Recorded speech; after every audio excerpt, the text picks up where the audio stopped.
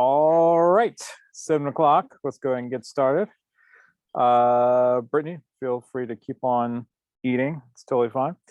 One of the things I want to do this year and the years to come is not only interview people who have been doing puppetry for a long time, kind of been in the business and stuff, but also the participants themselves, especially people who have done XPT a couple of times before, and just kind of search to see how from year to year how things have changed, what things have worked, what hasn't, get someone else's perspective on the whole process. But I think first, Brittany, what I want to start out with is I believe this is your third or fourth year with XPT. Is that correct? Right. I think it would be fourth if we get to count the year that we didn't get to show all the. Right. And so let's start with, how did you first come about to learn about XPT? I'm not 100% on that. I think I either heard about XPT first or the slams first, but in any event, unlike maybe some of my other experiences in different sorts of art forms, I felt like the puppet people community was really inviting, and it felt like, oh, this is something I could do. And then I did it and it wasn't scary, and then I kept doing it. So you were just kind of a wandering artist looking for your place, and it just so happens that the public community seemed to be the most open at that time that you were looking. I mean, it might have been that I signed up to be a docent just because I knew I liked puppetry, and then they told me about it. Like, maybe that was it. I don't know, but okay. Yeah. And did you do a piece for the Fucking show? Fucking Puppet? That's how it is. Yeah, there was like a year or two there that I was at least at every one, if not, I had a couple of pieces. Yeah. And how'd you go about like first doing your first piece? Was it just kind of easy and intuitive for you after seeing a couple of shows before and going like, oh yeah, I understand how they did that, I can do that? Or did you get help with it? What kind of piece was it? Was it just kind of a shadow piece? Usually that's what a lot of people start with.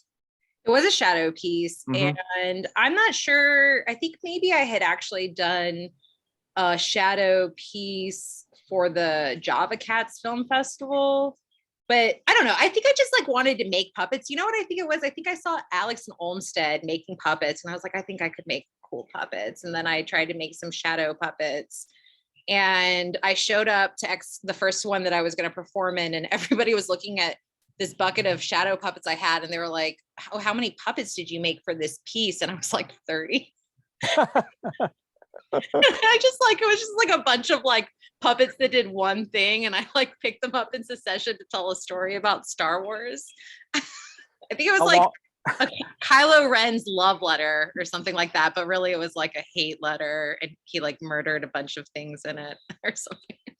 With 30 different pieces, how long was that piece? Really short. Yeah. It was really short. Really short. You just really went through them really quickly, just one after the other.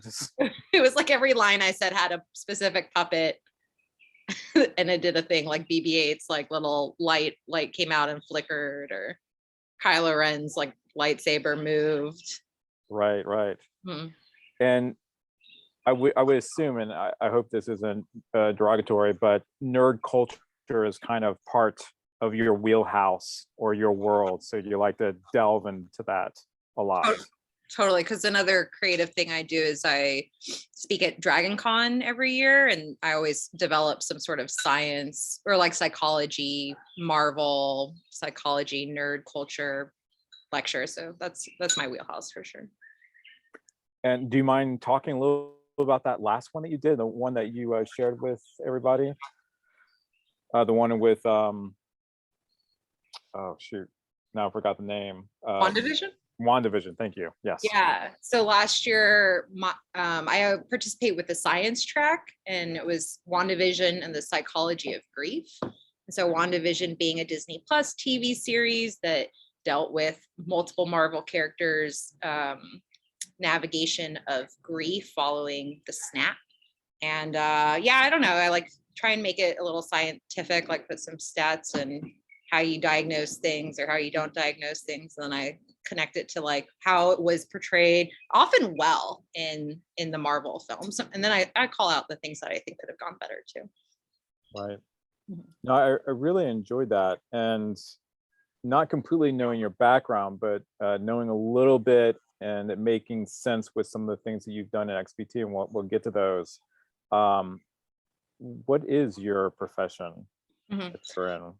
Yeah, so I'm a PA. I had an undergrad in psychology, planned to be a psychologist my whole life, but was told I wouldn't be able to work with psychosis, like diagnoses like schizophrenia, if I continued down that track. That was a lie. That was never true. But in any event, that's what I believed. So I studied to be a PA, which is kind of like a nurse practitioner, physician assistant.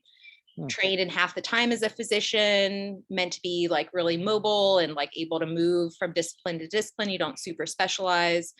But I did. And I practiced primary care in and psychiatry in a psychiatric setting. And so when I got really, really, really specialized, I practiced at Grady for 8 years. My specialty was in psychosis, like diagnoses like schizophrenia, schizoaffective disorder, bipolar disorder with psychosis. Wow, it's amazing. So I guess with that title, you're able to prescribe drugs and stuff like that. And gotcha. Yeah. I think that that's like kind of, what they want to hire us for is prescribing drugs. But when I left Grady, at one point I had about 50% of my time doing therapy and then 50% of my time doing med management. Gotcha. Yeah. The only reason I brought that up, it might have been a weird question. The only reason I brought that up was because my wife recently I believe also went through a PA to actually get some medication for herself as well, especially during the whole COVID situation. Yeah, I don't think that PAs are as well known as nurse practitioners. So a lot of times when I tell people I'm a PA, they think I'm a medical assistant, just because and especially in psychiatry, there aren't a lot of PAs in psychiatry. Yeah. Interesting. Okay, so back to puppetry. So you said that you heard about XPT probably when you were helping at the docent's desk at the Center for Puppetry Arts. How did you first get involved with whatever piece that you were involved with for that first year? Was it someone you knew, or did you just come to the general meeting and just kind of made yourself known to be like, oh, I can help someone out? Yeah, so maybe it was actually I had been to XPT before, but I didn't realize I could participate until someone told me, maybe in the docent training. And then I showed up with all those puppets I had made but had not yet performed, because I was just making puppets because I was like, I like making things. And I said, I know how to make these puppets.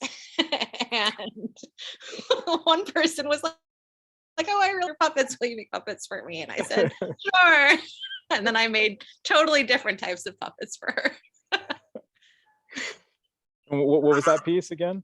So I performed, I think, in 2 pieces that year, but I got on board with Filthy Puppet right at the end. So that piece that the director was like, yes, please, at the beginning was the Opal. Okay, gotcha. I made like some Bunraku puppets and some prop pieces. Right. And obviously you had dabbled before this into just general art. I guess art has always kind of been a part of your growing up and your life and stuff like that. Kind of. I mean, I was not allowed to be an artist. My parents made that really clear. And I, despite that, like took some photography classes and was told by some people that that wasn't real art.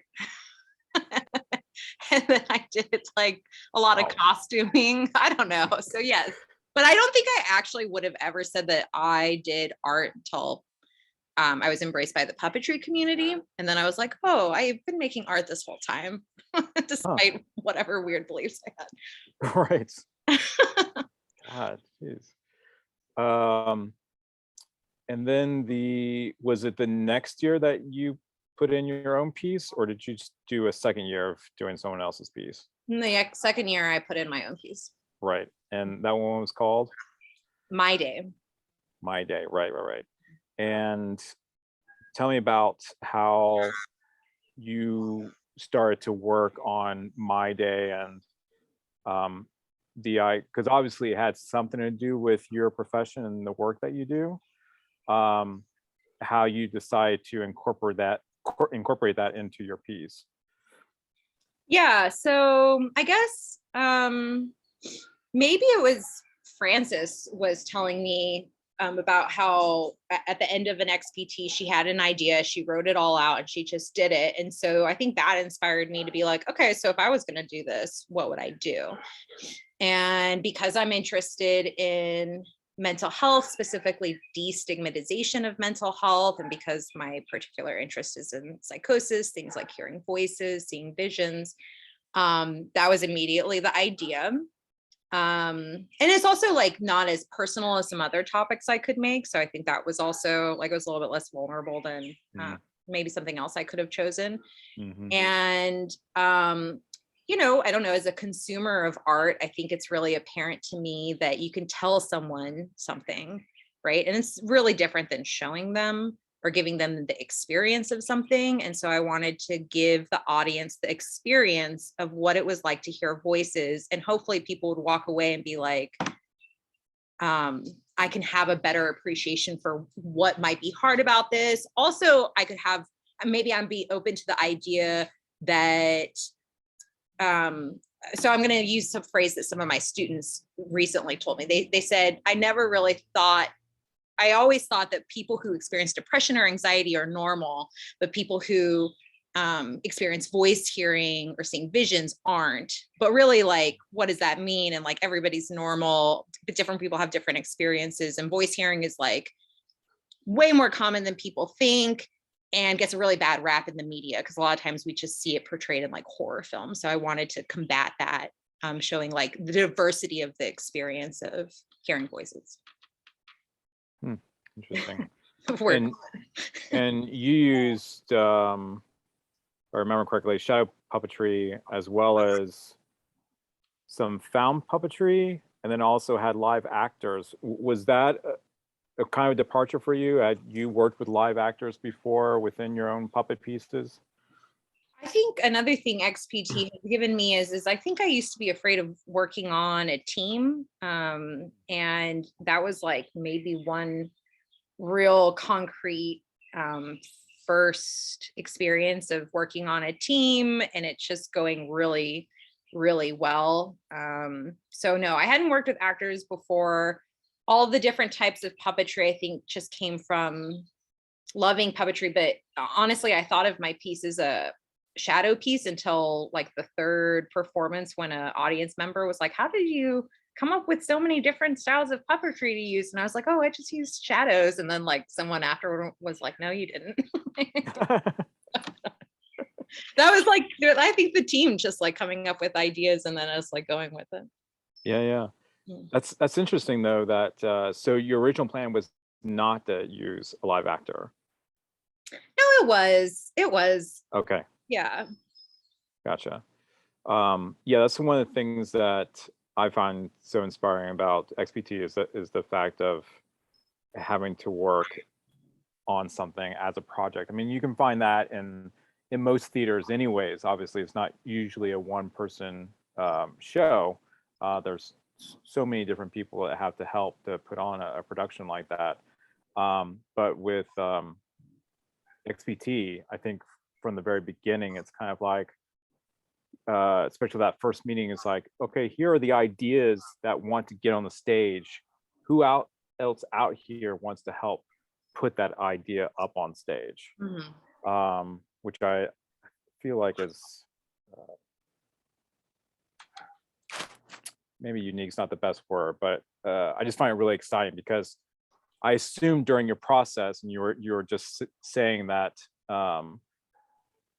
that the other people who are participating in your piece, that they were help kind of shaping your piece as it was going on. And that's what I find so interesting about XPT, is the fact that when you start working for something, you might have an idea in your head of how it's supposed to look and how it's supposed to go. But once you start working with the other actors, other puppeteers, other designers, it's much better to kind of be kind of loosey goosey with your ideas or your original idea, and kind of let things flow. It doesn't mean that you necessarily abandon all the original idea, but just be open to be able to hear other voices, Right. for lack of a better term, considering what we were just talking about. Yeah, no, I mean, or else, like, I don't know, so many things I couldn't have dreamed of in my wildest imagination, and they just sort of came out of the practice, right, and like rolling with it. Yeah. Uh, do you think that doing that piece my way, do you think after helping out a person before with their piece, set you in the right path to be able to do your own piece? Do you feel like you maybe jumped too soon, that you wish you would have maybe helped out another piece one more time before going into the piece, or which way would you feel like you fell? No, I think it worked out well. I mean, I don't think it would have hurt if I had, been in other people's pieces a couple more times, but I definitely like learned things those first two performances, that I then like took into the one that I directed, or like, from the last one I directed into this year. Like specifically, I knew for me, it was really important to have like a very clear idea about what was the timeline, what was expected to be created. Like I didn't really, I think I like had some weird idea that like it had to be created and done, instead of like, no, we just need something workable now. Those were things I hadn't really considered until I was like on the other end of like, no, I needed to have made this. Or like the other big thing I was thinking about. Oh, I know. It was really hard for me to give up those puppets I made, and I had not considered that. Like, no one was like, oh, and by the way, like you're going to be making these puppets, and then like someone else is going to own them for forever. I just hadn't considered that. Oh, for someone else's piece, right? Yeah, Right. for someone else's piece. So maybe that was part of why I wanted to make my own piece afterwards. It was so hard for me to get that's so interesting too, because a lot of people, that dumpster gets pretty full after the last showing, because most people just kind of throw their pieces away because they're probably not going to do it again, even though we hope that actually people do take their pieces and maybe build it up even further and make it into something else. But it's not always the case, obviously. I feel so bad because I like totally, until this very moment, was like, oh, it was the same year that I worked on Lee and I can't think of her name right now, but the piece with the giant mom puppet with like the strings. Oh, right. Yeah. Uh-huh. I remembered because they offered to, I think, let me keep some of my puppets. Which was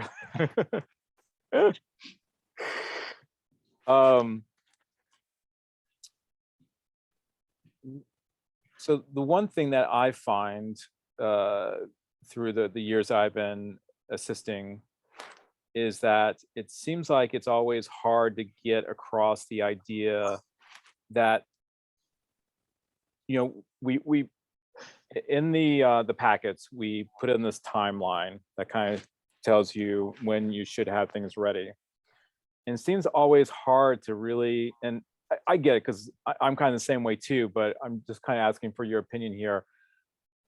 How do you get across the idea that the sooner you start, the better off you're going to be? Even knowing the calendar and seeing, if we had that first meeting in the 1st of February and thinking, wow, I got all the way till May. I'm golden. I'm totally good. I'm just gonna kind of lay back here and just kind of really just kind of think about what I want to do. But won't put a huge amount of effort into it and just kind of wait to the last minute and kind of get everything done. Of course, not everyone does that, but more than just a little actually seem to do it that way. How do you think getting that idea to really start pretty much as soon as that first meeting ends? In fact, it probably wouldn't be bad to actually start working as soon as you get the notice that you're actually accepted to XPT. Do you have any words of wisdom for me to help with that at all, as being a person who's done this a couple times now? You know, I'm not sure, because I definitely heard that. And then I think that first year I was working on other people's pieces. I'm not the sort, I mean, I will put something off to last minute if I know I could do it in the last minute. Yeah. But I don't want to, because I don't, especially if it's something I really want to get done, because then what if something happens, right? So I'm motivated by deadlines. All right. But I guess some thoughts that I've had about maybe how it works for me, and then I don't know if it's how it works for other people, because it's how it works for me, I try and think about it working with other people, is I try and shoot down perfectionism, it's we need something to be practicing now so that we could build something greater later. Yeah. And have if we just have some sort of stand-in now, then we can really figure out what's cool about this. And then when we put in our effort, then it's the thing that's really cool. Right. So I think, I don't know. So I think for me, and then my speculation for others is that, but definitely for me is trying to get rid of that perfectionism of oh, it has to be right before I start. It's no, if I start and I make some crud, then we can figure out what would actually be worth putting in our time, and then time's better spent, in my opinion.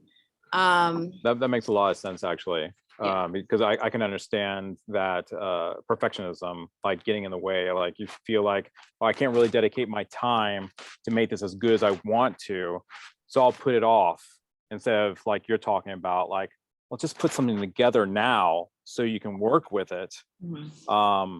And then as you have the time, you can build better. And then for me, it's reinforced by just when that stuff is available up front and you figure out, oh, it doesn't work, and then it makes way for the things that really do, that's really rewarding. It's oh shit, this really turned into something I could have never imagined, and there was time to do that because Right. the work was done up front. Yep. Yeah. Yeah. One of the things I was thinking about for next year, if they have me back, is to have one for sure, but maybe 2 build days, to where at the center, to where we know we kind of have a large amount of space, that anyone who wants to work on their piece at this particular time that we set up comes.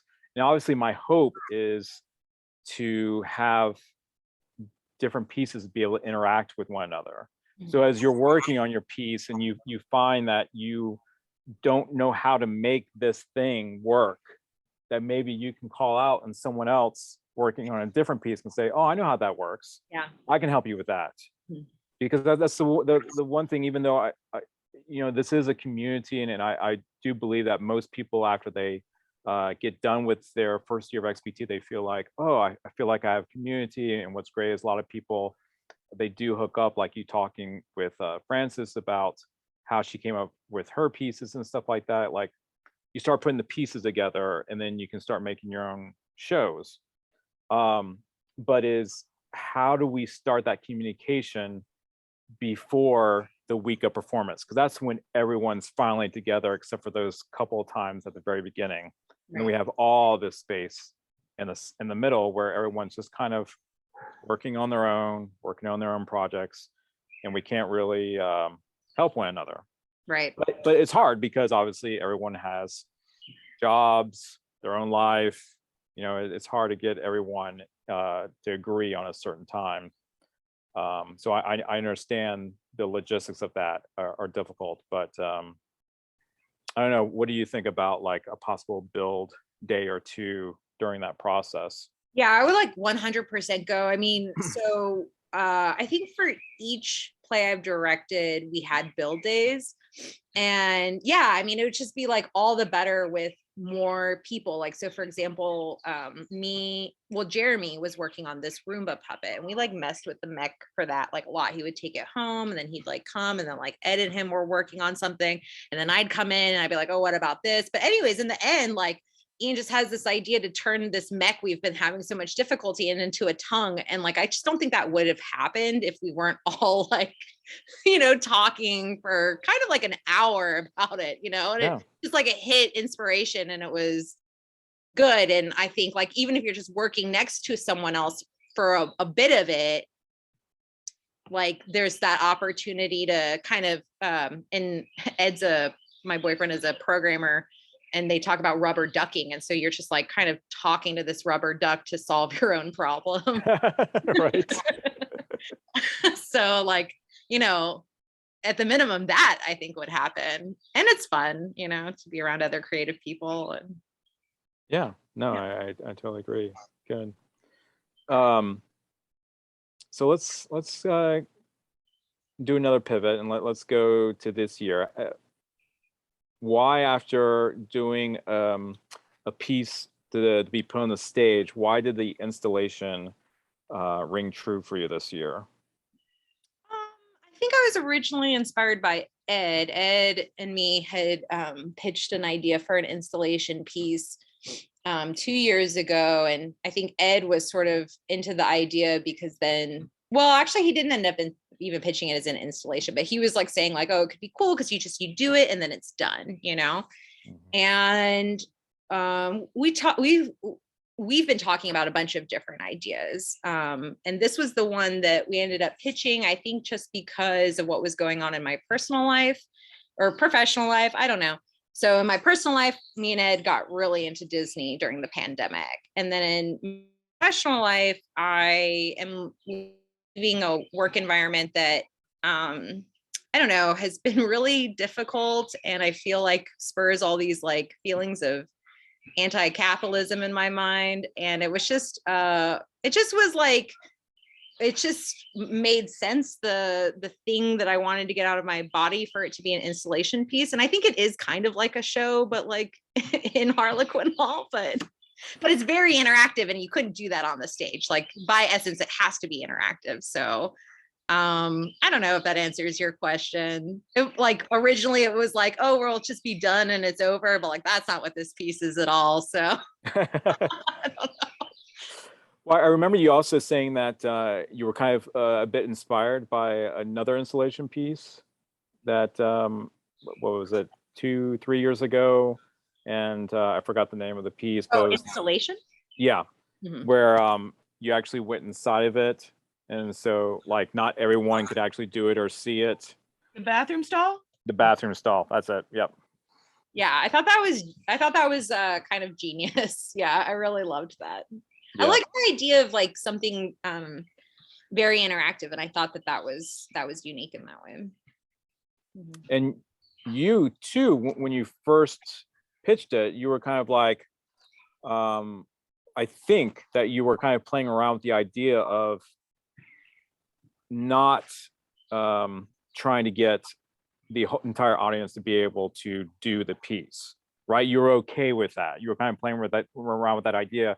And now, the last that we talked, it sounds like you were much more, at least trying the best you could for everyone to be able to do the piece. I know not No? everyone's gonna get to do the piece Right. at all. I mean, everyone will get to see it. Unlike Yeah, yeah. installation, right? There was like one person could go in, and then I think two people could view. Everyone will be able to view this, but because of we did this like mock version of it at my house, and we got this feedback that this aspect of this guy's character, sort of being really serious about his bartending, but like not about customer service. We added some stuff that will make it actually so even less people can get a drink. But I think everyone can experience it. So it's like, does everyone want this little token or not. I don't know. I guess it depends on what you think is like getting to experience it. Right. I guess the reason why I thought that maybe you were trying to get as many people as you could to do it versus when it was first pitched was originally the tokens that were being handed out, they were only going to be in certain programs or underneath certain seats. But now you want to expand that to where audience members can ask someone else also for a token if they did not get one in their program or underneath their seat. Right. And so I don't know. I mean, I don't know. I could still be convinced some other way about it. But for me, actually, I think the difference, the way my thinking changed is at first I thought it would be totally random. And then I was worried, well, what if people get coins and they don't want to interact with my piece? And then some people think, no, you should just let it be random and then see what happens. But I do like the idea of like some people getting to take the initiative to seek out the piece, and then they have to do something in addition to get it. And that just makes it more interactive, because originally I had this idea that people, if they like hunted down other coins and they had 2 coins, they could get a special drink and then try and make it like, I don't know, the competitiveness for the drink like that. But I think that, I don't know, that disappeared a while ago. We're not doing that. No, one of the things that when I first read your proposal, I just absolutely loved the idea of a bar that is across from an actual bar. I thought that was just a great and fun idea. I know that when I did the first feed rehearsal with you, of course it was on Zoom, so I didn't get to see it as well as I wanted to, but it sounded like that the idea of the bartender to be as frantic as possible, or to have so much going on, that's the reason why he's got these other arms and stuff like that. Is that another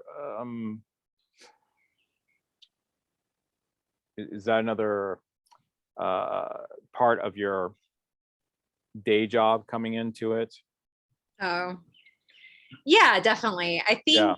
I mean, and I don't know how much that will come across compared to what I was originally thinking. I think we have some things in place for that storytelling to come across at least a little bit. But yeah, I mean, the basic idea is that this person, does a lot, works really hard, is like net casting into all these different situations, is like, I don't know, doing things that hopefully people find unsavory to serve the people who come up and get a drink. And in my mind, he likes it, right? Like he's not doubting his existence, right? But I hope that we, the viewers, are. And I think that that's sort of what capitalism does, right? It's like, oh yeah, you got to have the hustle, and if you're hustling, then you're valuable, and like never mind that like depression is like skyrocketed, or that people feel like they can't find meaning in their lives, and there's like this max exodus in work, because like we're all like reevaluating that. It has nothing to do with like the idea that you have to work 80 hours a week and cry in your bed every night to be a successful American. Sure. Is that important for that kind of message to get through to the audience? Or because I guess some people might see it as the kind of over the top attraction that it is, with this creature from a different dimension that has all these multiple arms. Are you okay with just people kind of walking away from it and just going, oh, that's, that was just fun fantasy kind of bar situation that I partook in? Yeah, versus getting an idea about a stronger idea of capitalism and your thoughts on capitalism. Yeah, I mean, I think I have to be, right. Like I don't know. I think that art that's prescriptive, like kind of like fails to be art anymore, right? So people have to be able to come in and have their own experience. But I will say, when we did this mock version, people were talking about this idea that you were coming in and like with like your privilege, experiencing this alien culture and then like literally eating the people. And I think that that's a little also kind of what I'm going for, even though that wasn't what was on paper for the proposal. So that's like related, but different. And like, I was very happy to hear that. I do think some people are going to just be like, oh, that was fun, and like, I'm glad for that too, because I do want it also to be fun. Yeah, totally. And I think you're absolutely right. Like I think they did that beautifully too in Chimpanzee, the latest piece, because I talked to some of my friends about it and stuff like that. And of course, everything that came up is the feelings of I guess the one thing is like, oh wow, that piece really put me into that place. For the chimpanzee, I feel so bad that these animals just treated this way. And obviously that is part of the experience, but I actually came away from it with a bit of a not really anti-capitalistic view on it, but I saw it kind of as a meditation on work life versus childhood and the possibilities of what is to come versus the reality of work life and feeling like you are caught in this box and it's not necessarily what you had originally thought of in childhood.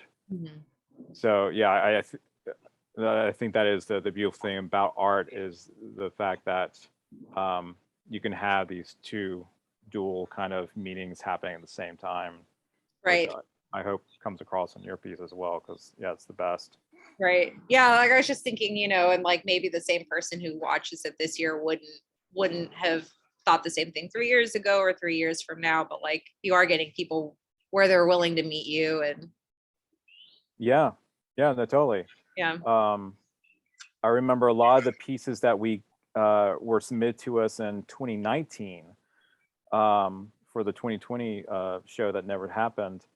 I thought the most interesting thing about those pieces is a lot of them had no dialogue. A lot of them were silent.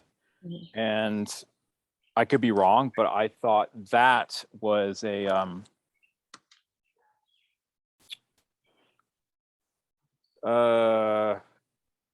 kind of a conversation in itself about how a lot of people were feeling under a certain administration. Not having a voice, not being able to speak. And obviously with this year, we have a whole lot more videos than we've ever had before that are going to be happening. And, obviously COVID and stuff like that. So yeah, it's interesting how, depending on what year you're talking about, you can kind of do that through line to find out why something might be happening or going on. Like what's in the zeitgeist at the moment. In the zeitgeist, yeah, exactly. How are you feeling at this point? We're a couple of weeks out from actually putting the show on. Are you guys feeling ready, or what's going through your head? Very ready. I was like, just like to keep it personal, I like was at this job interview and like stressing the importance of my wellness. And I was like, yeah, just like as an example, I got done with my XPT piece like a month early. That's like my wellness, and that's how I function. And I need you to like tell me that you're not a culture that's like, if you're not working all the time, you must be lazy. Cause like, I'm going to get that done. I don't know. So we're just, I think that we're really good because we set up that mock event that I think was your recommendation, Wade. And so we just kind of got like everything essential done a month early. And then everything we've been building from that is just to add it. Like Jeremy's working on some side projections. I'm just making some of the props like better, more aesthetic. But and then we're like, because of the mock, we did change up some of the formatting that we went into the mock saying, okay, this is what we're trying to do.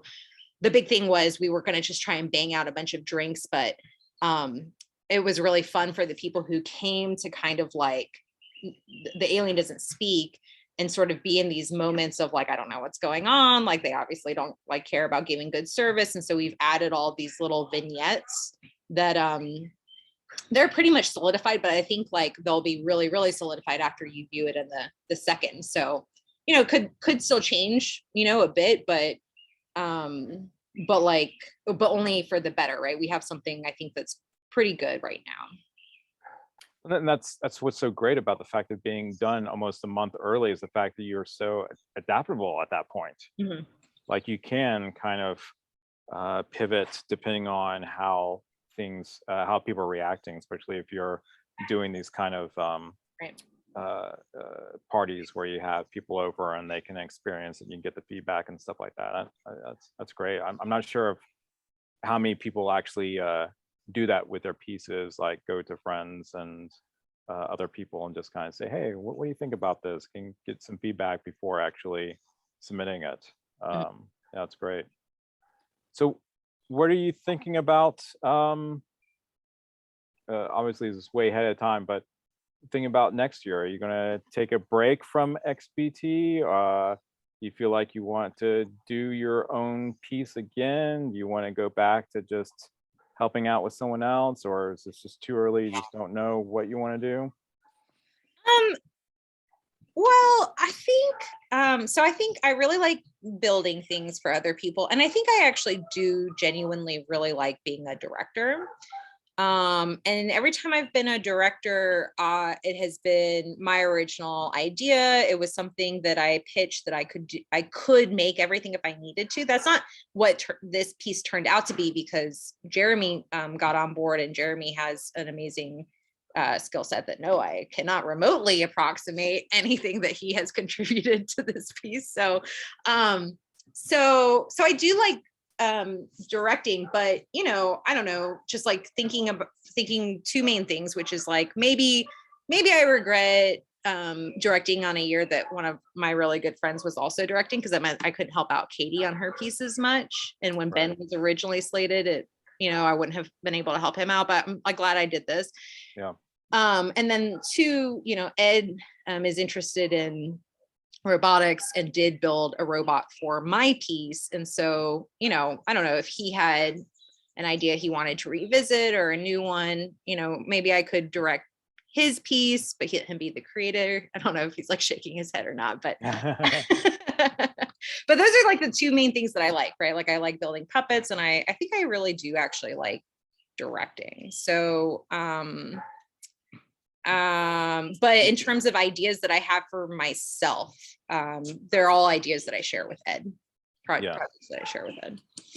That's interesting, because that's totally a relationship that could happen. It doesn't happen all that often, because usually the person who has the idea, they become the director. And I get why that is, because you had the vision, and so you believe that you had the best eyes for making this come to life.